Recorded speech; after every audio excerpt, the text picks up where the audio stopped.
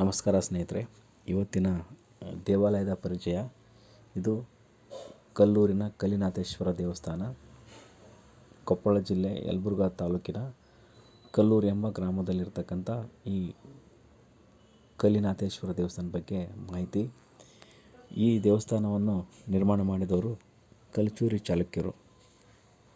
ಈ ಕಲ್ಚೂರಿ ಚಾಲುಕ್ಯರು ಕಲ್ಯಾಣಿ ಚಾಲುಕ್ಯರ ಅಂತಲೂ ಕರೀತಾರೆ. ಹಾಗಾದರೆ ಇವರಿಗೆ ಕಲ್ಚೂರಿ ಎಂಬ ಹೆಸರು ಹೇಗೆ ಬಂತು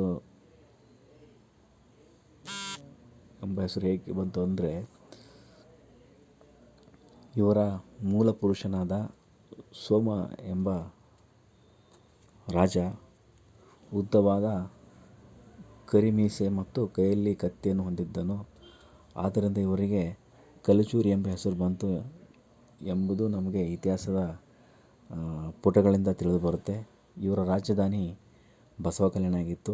ಇವರ ಕಾಲದಲ್ಲಿ ವಚನ ಸಾಹಿತ್ಯ ಜನಪ್ರಿಯತೆಯನ್ನು ಹೊಂದಿತು ಮತ್ತು ಬಿಜ್ಜಳ ಇವರ ಇನ್ನೊಬ್ಬ ದೊರೆ ಮತ್ತು ಬಸವಣ್ಣ ಇವರ ಕಾಲದಲ್ಲಿ ಮಹಾಮಂತ್ರಿಯಾಗಿ ಕೆಲಸ ಮಾಡಿದ.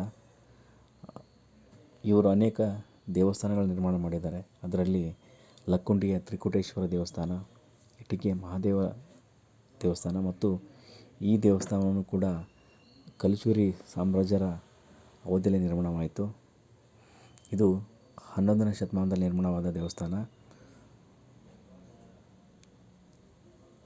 ಇದು ಶಿವನಿಗೆ ಸಮರ್ಪಿತವಾದ ದೇವಸ್ಥಾನವಾಗಿದೆ. ಸುಮಾರು 900 ವರ್ಷಗಳ ಇತಿಹಾಸ ಹೊಂದಿರತಕ್ಕಂಥ ಈ ದೇವಸ್ಥಾನ